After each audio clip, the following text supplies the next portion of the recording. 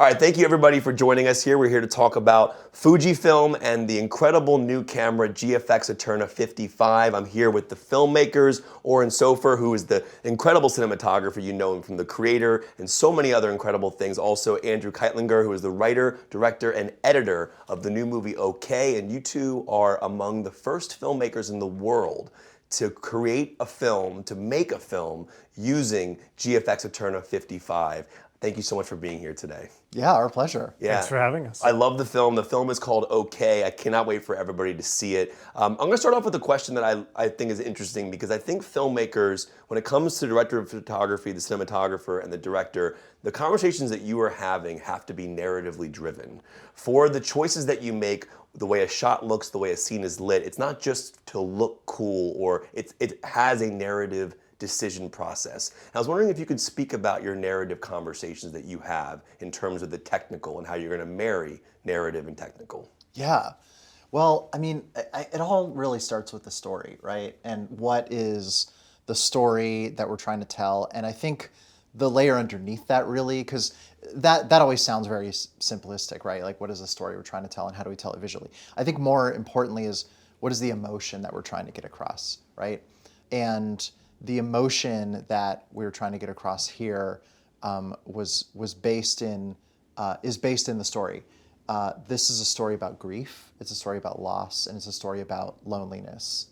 And so those are the emotions that I, as a cinematographer, base creative and technical and artistic decisions on, and anchor those decisions on emotion, and then figure out and decide, like, what are the technical tools and what are the techniques that we're going to use to kind of visualize those emotions. And all of those decisions come from conversations with Andrew, with the director, with the writer, to understand, like, what is at the heart of the story, what is at the heart of this character and what she's going through, right?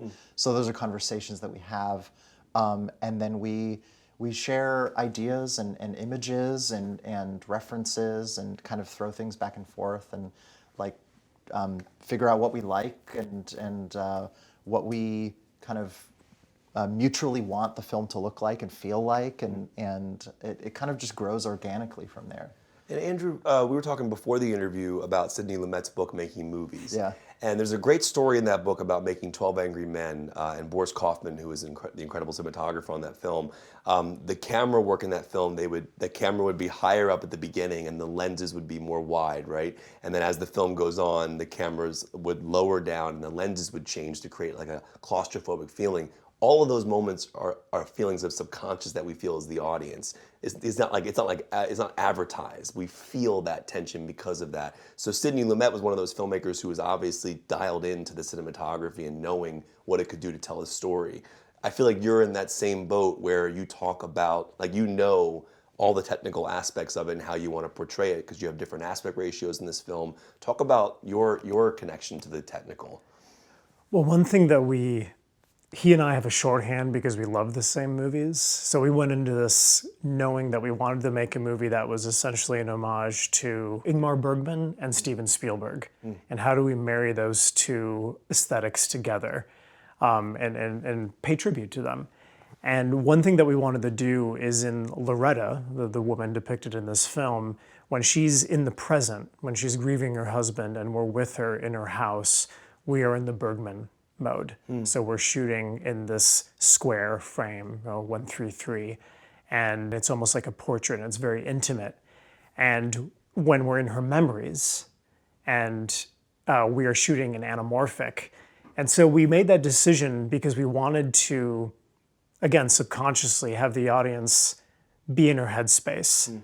And so when we go into her memories, it feels like a dream. And that anamorphic look just felt dreamlike. There's something about it that felt like you're going to another place. And by the end of the movie, we won't give away too much yet, by the end of the movie, when this amazing thing happens, we switch to anamorphic because now we're in fantasy land in a way. And so we're taking the audience on this journey into another plane, and anamorphic just kind of led us into that place. And then we're in Spielberg land as well. For people who are like watching this interview and might not know a ton about the movie OK, just if you could set it up briefly for the audience, because this is like a personal film for you. Well, so going to your first question, Oren came to me and asked me to direct this. You know, he obviously this is a project to showcase a camera, right? First and foremost. GFX ETERNA 55. Yes, and you know, and we could have easily just made a movie that was a bunch of pretty images with nothing to say. But Oren is a smart enough filmmaker that he knew that in order to sell images, you have to have something behind it, an emotion, a heart. Otherwise, the audience is just going to glaze over. So he said, like, let's find a story. And, you know, I can't just come up with stories wholesale. Something has to move me. It has to come from somewhere emotional. And it just so happened that when I was pitching ideas to Fujifilm, my grandmother passed away. And she was 96 years old. She died peacefully in her sleep. It was very bittersweet. And we were in the funeral home, and it was the last time I saw her physical form. And about an hour after that happened, I wrote this script. I wrote the first draft of the script, and it just kind of poured out of me. I just wrote 15 pages. It came from the soul. And it just, for some reason, Fujifilm, bless their hearts, like really just took to the story. And it's kind of bold for a company to say, hey, make this film about grief and loss. But in the end, it kind of makes sense because it's really universal. Everybody deals with that in some way. And either you deal with it personally or you know somebody that's going through it. And I wanted to make something in the end. When I finished writing that first draft, it was, the closure in the movie is actually very open-ended. Because I want everybody to project their own experience of grief onto the film. There are no answers at the end, and that's purposeful. It's not a cop-out, it's very purposeful, because I want people to talk about it and be like, oh yeah, I remember my experience with my brother dying, or my parent, or my friend in college, or something like that. So that's what it is. It's meant to just be this universal experience and this tone poem to something that we all experience. The catharsis, though, that you find through filmmaking has got to be interesting, because I would imagine that this does bring a certain catharsis and therapeutic nature to you. Watching an actor or an actress play out a version of the grief that you're dealing with. And I'm just curious, like, did you find catharsis in this project? What an interesting question. Yeah, absolutely. You know, I'm not an outwardly emotional person from the Midwest, who, you know, we aren't outwardly so. So I do work out my stuff when I'm writing and when I'm on set. And I think working with the lead actress in this film, Kathleen Quinlan, Incredible. She's a gem. The first shot of her face. She's a gem. Yeah. We did a thing on our first day with her that was really fun. We should talk about that. But there's a shot in this movie that's that close up of her face that opens the film, and I think that shot, to me, I saw my grandmother in that shot, because my grandmother was a prairie woman who lived in South Dakota, and I always told Kathleen that shot harkens back to the women who were pilgrims back in the day, who were waiting for their husbands to come home when they went off and, you know, and were trying to find land and whatnot, and they were tending to the homestead. And so that was me sort of channeling what my grandmother represented to me, which was a strong woman who lived on the prairie and raised 7 children. So yeah, I was exercising all kinds of things there, but it was hopeful. It's a hopeful film in the end. I agree. You know, yeah. You talk, going back to the technical aspects for a second, like I think kind of what I was bringing up with the Sidney Lumet thing is like, these are things that's happened, like the audience isn't going to go, oh, that just switched. You want them to subconsciously feel it. And I was wondering if we can speak about those aspect ratio changes. I know in The Creator, you shot 2:7:6, which is a remarkable aspect ratio because it's so wide. But talk about your choice here with the ratios. So I know 1:3:3 and 1:4:3. What is the difference between those two first? The spherical portion of the film is in a 1:4:3 ratio. That is slightly cropped in from the native ratio of the sensor, which is 1:3:3. We just did that because the 1:4:3 ratio is a little bit more familiar. It's the IMAX ratio, so it just felt like something a little bit more grounded that we wanted to anchor to. And it's pretty close to 1:3:3, so it just felt a little bit more comfortable for us. And it creates this kind of boxy, almost square ratio that, going back to the kind of Sidney Lumet conversation, and you know, these are conversations that other filmmakers have had, when you have that kind of square ratio, it creates a frame that kind of boxes your character in. It's a frame that feels very isolating. It's a frame that's very good for example, portraiture. And in this film, we're mostly filming a single subject, a single character alone. And it's a character that we wanted to feel alone in the frame. And we wanted to feel her isolation and emphasize the loneliness of this character and the loneliness of grief and the loneliness that she's kind of put herself in, the loss of her husband. And even when Loretta's daughter comes to visit, there's still a loneliness there. And so when you're framing a conversation between two characters, but you have a square-shaped aspect ratio, it kind of forces you to isolate the characters in that conversation. So it becomes very difficult to frame them together in the same image. And so it forces you to kind of separate them, which emphasizes the separation between the two characters. And so there's all these different kind of subtle, subconscious things that emerge from that ratio that tell the story in a visual way that goes beyond just what's on the page.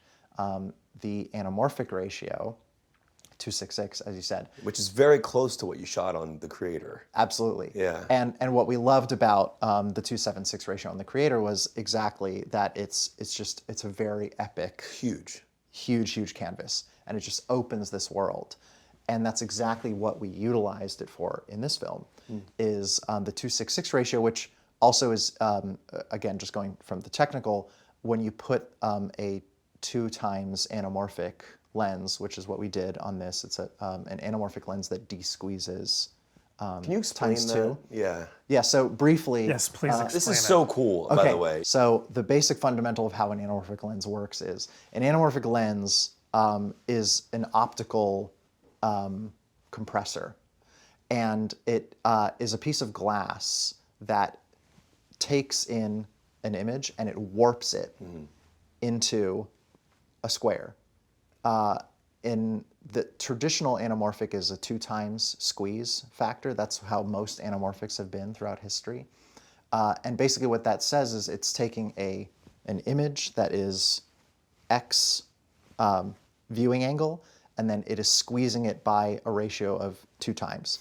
So it's taking this image and then it's squeezing it by 2. Wow. Right? So by doing that, it's compressing something that it's seeing this, and then it's compressing it into that square sensor, right?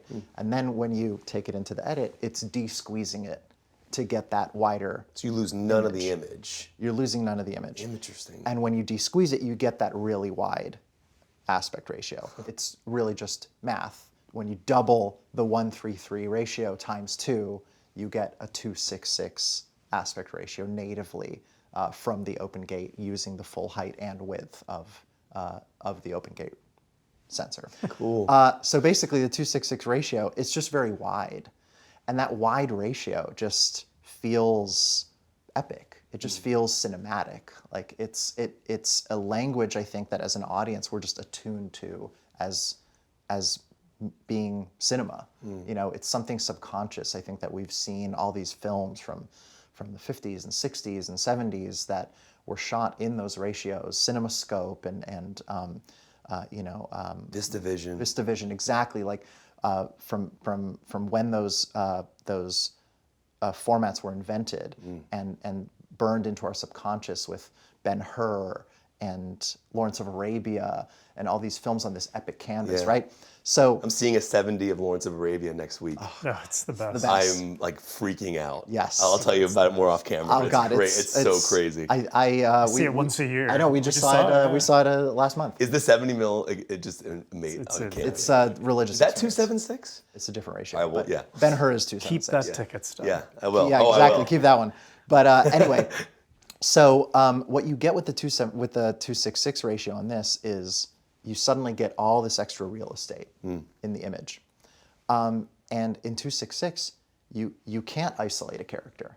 It's very hard to put one person alone in that frame.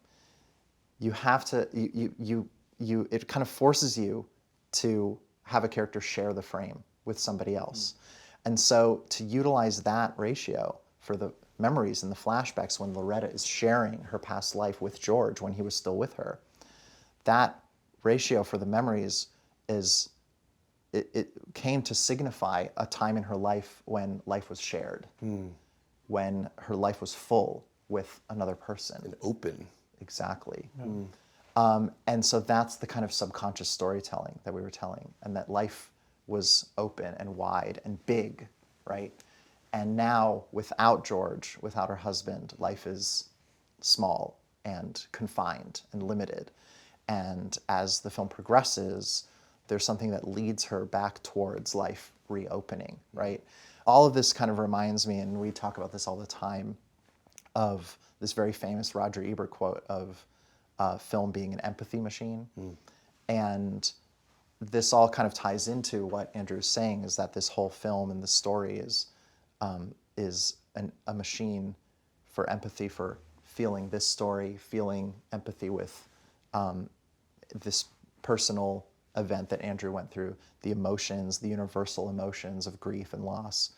And for me as a cinematographer, all of these tools, the aspect ratio, the lenses, the lens choice, the compositions, those are the tools to manifest that empathy, to materialize and to make physical and to make real and tangible that empathy, because that's how you manifest the empathy through all these subconscious decisions and choices.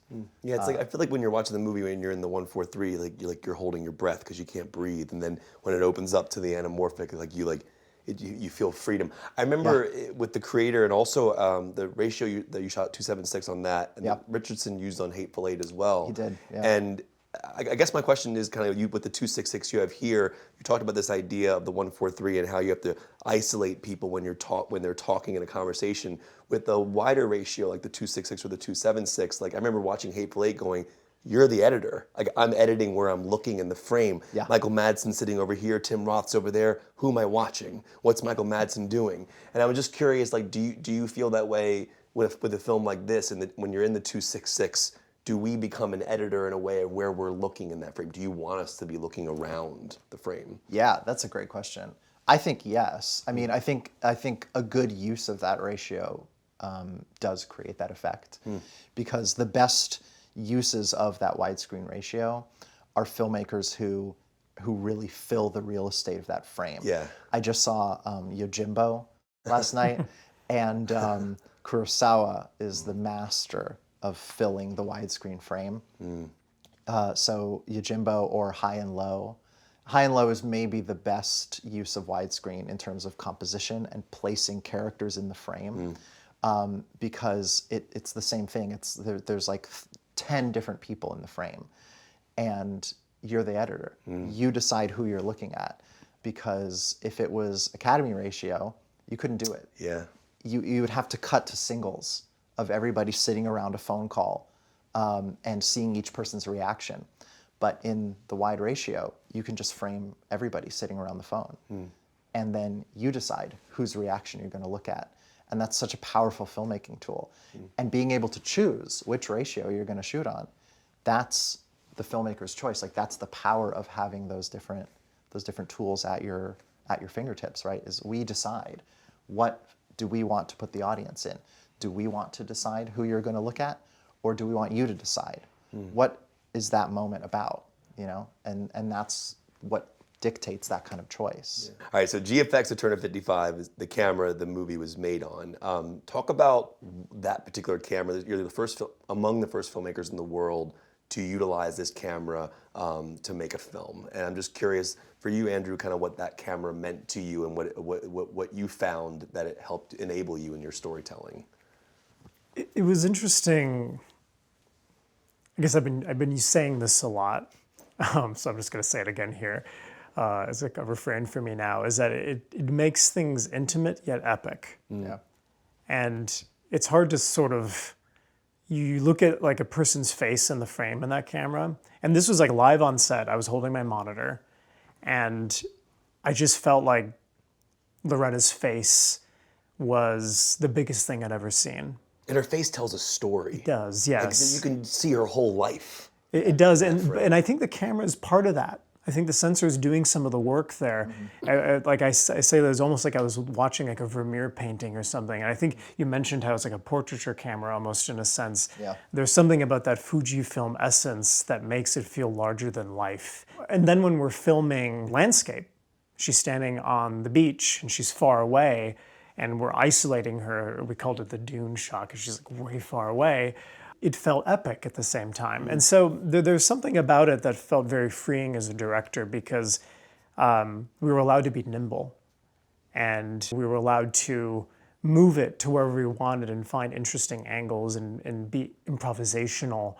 And choosing the 2 aspect ratios that we did allowed us, I think, to often just jump around the room and we meticulously storyboarded this thing, like down to the shot.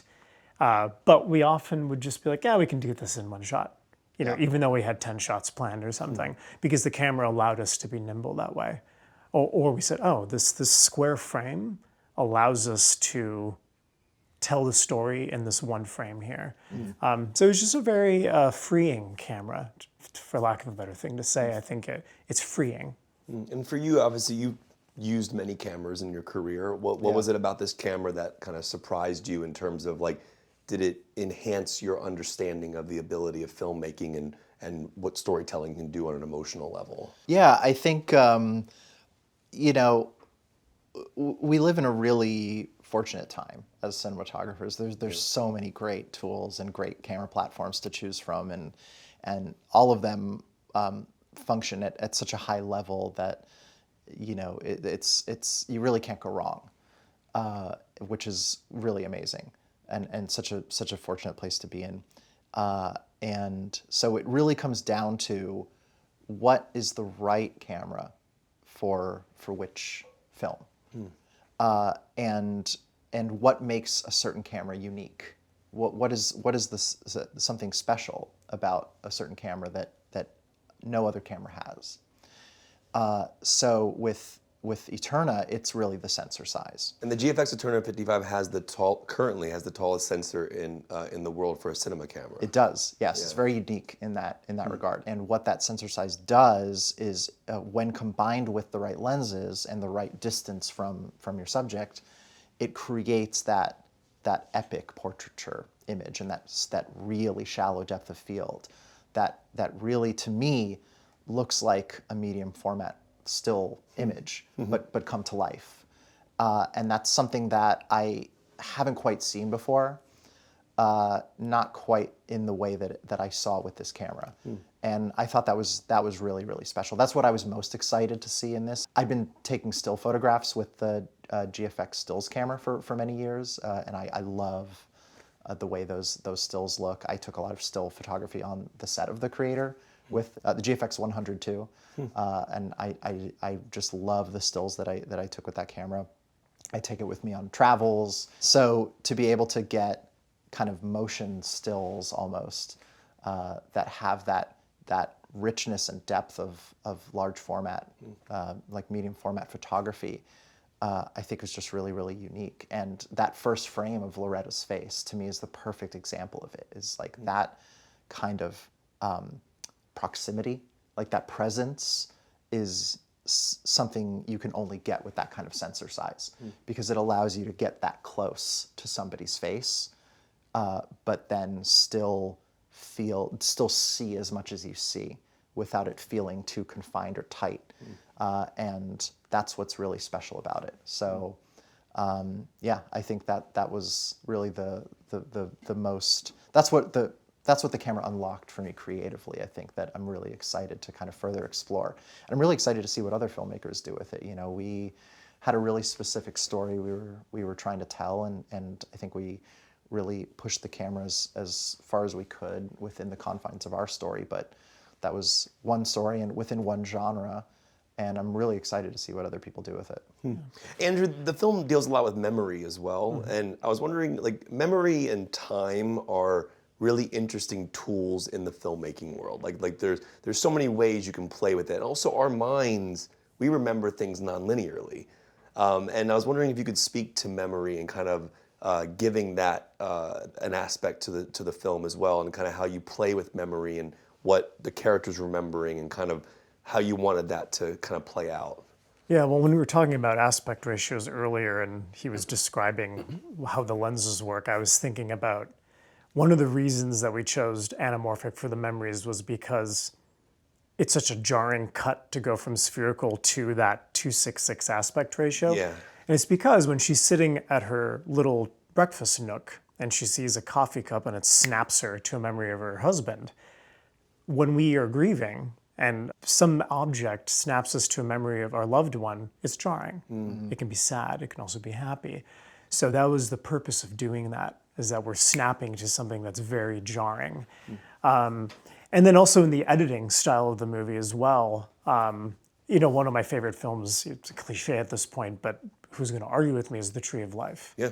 And The Tree of Life to me is the best encapsulation of the human memory ever committed to the movies. Terrence Malick. He's the guy. Yeah. And and so I used the editing in that film, and I also used the editing in Oppenheimer. When I pitched the film to Fujifilm, I said, like, look at the first 10 minutes of Oppenheimer, and that's what the editing is going to feel like. And think about Killian's face when we first go to his face in the hearing, similar to her face, and it's such a close-up shot, but there's so much information. Well, and IMAX is really the only other equivalent. That's a 1:4:3 shot. It is, and that it's not a sensor; it's a film plane. But that capture medium is really the only equivalent to this that I can think of that creates the same effect.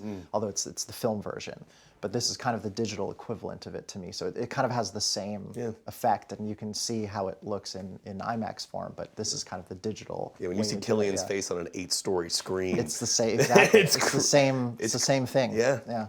And that's kind of how another one of my movies I got to drop it is Walkabout, which is this great 1971 Australian movie. And that movie uses editing to convey memory in this kind of very, again, jarring, haphazard way. And I wanted the film to feel like that because I was kind of pretending like we would be watching this movie on an IMAX screen when I cut it and when we shot it. Even though it may never be that way, that's how I was playing it. Like, people were going to see this on the biggest proscenium possible. And because that's how I view grief. When I'm thinking about my grandmother, or even my mother, who I lost as well, I'm thinking about things in a fragmented manner. And so in the editing process, I was, you know, in a very fine-tuned way, moving the pieces around. What are the moments when poof, something just snaps? And it's like a synapse, and you're all of a sudden you're in a memory on the beach where you're lighting sparklers with your daughter and your husband, and when is the coffee cup bringing you to a memory and whatnot. And it was I don't know if I'm answering your question. No, you are. Yeah. You are. Yeah, it was all very intentional, and even in the original storyboards I sent him, every single flashback and memory was already kind of edited in my head, and I knew exactly where it was going to go. Now, was it like that in the final cut? No. Obviously, you don't want to get beholden to that, but it really was designed that way to be this kind of sonic. I knew we didn't want too much dialogue in this film. I wanted it to be an auditory and like visual experience. The montage in the middle of the film, which is almost meant to, it's about passage of time, but it's also kind of meant to feel like a memory in a way. That was all by design as well. That wasn't something I made up in the edit. That was all meticulously filmed, meticulously designed in a shot list, and we filmed it very meticulously and arduously. And we're like cracking eggs on set, and like we knew exactly what shot we wanted. So it was all just planned out. And the goal was for people at the end of it to be like, oh, I gotta watch that again because there's a lot in there.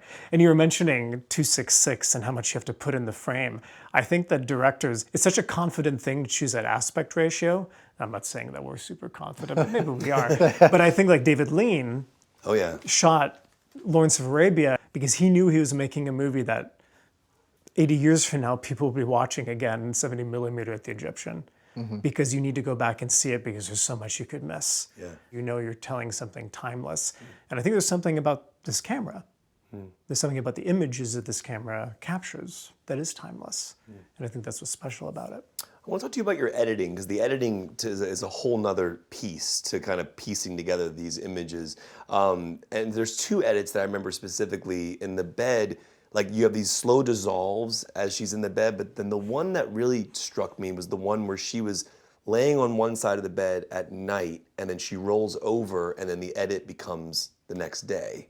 And it's a really great way to show the passing of time, but also the monotonous daily grief that like doing the same thing over and over again, waking up. Can you talk about those editing choices, or those choices that you make prior to, like, do you shoot that shot of her rolling over knowing that she's gonna go from night to day? Absolutely, yeah.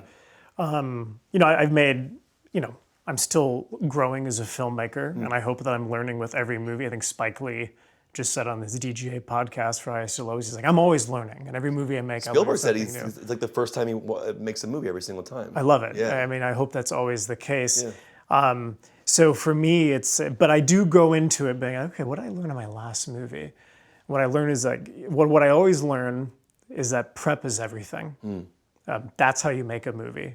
And a movie always works out I feel like if you just prep as much as you can, because chaos is always going to come for you when you're on production. And so you prep. So for me, the shot list and the storyboard, which aren't a Bible, you can throw it out, but it's there to guide you. So that choice, for example, where she's in bed and she's grieving her husband and she rolls over, and then you cut to her waking up and she's like, ugh. That was all very much designed, and we knew exactly how we were going to shoot it. And that allowed us on set to, like, all those bedroom shots where she's waking up and going to bed, those were all shot in like a 2-hour period, essentially. And we just were in there, and the crew was outside the room, and there was like 4 people, and then we're just like, okay, let's do this. Loretta, you know, and she was a trooper, and she said, well, when are we done with the shot? You know, she was a good sport about it. Yeah, it's a very small room. Yeah. It's fascinating. I love all the little details of that edit. I like that she's still wearing her wedding ring in the film, and like all these different things. Garth Stevenson's score, which is fantastic. For you, as somebody who captures images, there's got to be like a beautiful music for you when you see your images set to music. And I know, generally speaking, on a film set, the music isn't there. I know some filmmakers play music, but that comes in post. Some directors have the score written prior. But when you finally see like the creator or OK set to score, your images set to music, what does that mean to you? And talk a little bit about the score in this film and kind of how it, you know, I guess the word elevate would be wrong, how it brings new meaning to what you filmed. This sounds reductive, but when I see the cut set to the score, it's for the first time. It's when I feel that it's a movie, and everything up until then, it's. You know, I might be very happy with the images. I think it looks good. But it all still feels compartmentalized. I'm still focusing on the images as individual images. I'm scrutinizing the frames. I'm thinking about what I'm going to do in the color grade. I'm thinking about, I want to reframe this or stabilize that shot or crop in here 10% or adjust the color here. Or analyzing the edits and sending notes or whatever. It's just very analytical. And then the minute it comes in with the score, it's for the first time, it just feels like a movie. And it doesn't until then. Who scored the creator? Zimmer? Yeah. Some guy named Yeah. Zimmer. Crazy. Never heard of him. That must have been insane. It was insane because I think it's really underrated. It's a great Zimmer score. Hans Zimmer score. The score is so crucial because it... The images are great, but without sound and without score, there's something missing. Cinema, I don't know. I think Lucas said that sound is 70% of cinema, and he's not wrong. No. You know, it's like everything we do is just it's not the same without it, including the score. It just elevates so much. And you prep, like I prep, knowing. I'm shot listing knowing that I'm going to have an edit that is going to be bridged with sound. We shoot knowing, like I don't know we will be shooting. We can do a little sound edit right there. So we know that we're going to be using sound to fix things as we're shooting. That's what sound and score does. It's so essential. And I wanted to mention too, this poor guy, he deals with me as an editor and director. I love putting things in, I love putting mistakes in the edit. So there's some shots in this movie, there's a lot of shots actually, where the camera kind of bumps. Or there's actually a shot in this movie where I yell cut and then Oren just sort of like moves the camera because I'm just like sitting down. yeah, because he's done because he's exhausted, and that's in the movie. Yeah, I saw but it also it's the chaos of what she's Exactly. going I love through. that stuff because to me, filmmaking is just like an artist's splat. Like where it's a collection of artists, but it's not. It's not unlike a painter just splattering paint. And there's like, or there's oil on paintings. You go to a museum and there's smudges and there's like the hairbrush is, you know, stuck in the paint. That's what it is. So for me, I like seeing a little bit of the artifice, you know, in the filmmaking as well. Well, I do want to tell the audience, if you haven't seen OK yet, we're going to dive into a brief spoiler chat before we end this, because I do want to talk about, going back to what we were talking about earlier, GFX ETERNA 55, and the different ratios that the film was shot in, spherical and anamorphic. As the film reaches its climax, the character who is, you know, grieving in the 143 spherical world enters the 266 anamorphic world, and that's a really beautiful moment, technically speaking, but also narratively. So as a director, you know, as an audience, I'm assuming you don't want us to think about how the movie's made. You want us to be locked into the story. We subconsciously feel that shift happen. It's almost like she's breathing again. She's found her peace again. Talk about that moment and kind of the importance of that shift in the ratio for us as the audience to go. I mean, we always knew exactly what moment it would be and what shot it would be, and we always called it, I guess, the close encounter shot, or because we always knew it'd be a lens flare, and it'd harken back to the colors from that movie and the everything. light coming through the window. Yeah, and in the you know the Das Boot set that we made, you know, the submarine set and everything. And I also knew, again, going back to sound and score, that, and you're right, like we don't want people to. It is jarring. But we also don't want people to be like, oh wow, aspect Feel it ratio rather change. than know it. Exactly, and that a lot of that comes down to the sound, and the sound doing the work and building you in. So this entity comes from the sky, and there's all this sound, and it's like a cacophony of stuff happening, and there's so much chaos in that moment that my hope is that people are just kind of in her head space, and that you actually don't notice the aspect ratio change, you just feel it. And then when you're outside and she's yelling at this thing to stop, and then the light shuts off, and all of a sudden the sound is gone, and then all of a sudden her husband's back, then you're just in the moment. And it's all just subconscious. And that's the goal. You know, and then the camera nerds like us, like we can be like, ooh, cool. That's cool. Yeah. You know, but I think most audience members, like if you go see Sinners and there's all these aspect ratio changes, I guarantee you, like my father once saw that movie, he did not once notice the aspect ratio There's changes. one in that movie where it goes up, like it actually opens. shifts, like the Francis Lawrence did it on Catching Fire. In Hunger Games. There's one in the new Mission Impossible when he's turning Yes. the thing. And it I never opens. once I saw it 3 Sick. times, Yeah. never once noticed it, and I think you told me about it. I'm like, pointed out, never noticed it because I was in Quarry. it. I was so in that moment, I never noticed it. Yeah. So I think most people don't, because if you execute those things right, people are just feeling it. Yeah. Yeah. It's like what Chris Nolan says in Tenet, don't try to understand it, feel it. It's like that. I mean, I just saw a 70 of that the other day. That movie is wicked. I know Wise words. We're running out of time here, but because we're talking about a camera today, GFX ETERNA 55, there are so many incredible shots in cinematic history. There are moments I remember seeing as a kid where I fell in love with cinema because I saw a certain shot or I saw a certain moment in cinema. For each of you, do you have like a cinematic shot that was an awakening for you as artists? Like you saw this shot, you're like, maybe you subconsciously said, I need to be in cinema. I guess there's something instinctually that just came right into my head. And it's a cliche, but I'm going to use it anyway. It's the close-up of Elliot in E.T. at the end of the movie when he's looking up and before it fades to black. I think as a kid, that's the first movie I remember seeing, and first earliest memory, and that shot filled me with such paired with the score, and I thought to myself afterwards, whatever that feeling that I'm feeling inside. I was probably 5, so I didn't know what that was, but that feeling that I'm feeling, I want to be a part of whatever that is. Yeah. And that never left me. That's Yeah. cool. I always thought it was so cool that he shot the actual moon photography for the bike scene. It's like a 1,000mm lens. Yes. And then they put it in like an animatronic. Yeah, the animatronic. So so I good. always thought that was like some effect shot, like with like the actual. But it's really the I had moon. no idea. 1,000mm Yeah, lens. it's incredible. Yeah. The first movie I remember seeing was Jurassic Park. So I think those images are etched into my brain. Yeah. You know, and I was a dinosaur kid, so it's like just seeing dinosaurs on screen, I think really set it off for me. But I think the cinematography path. There's a shot in Return of the King.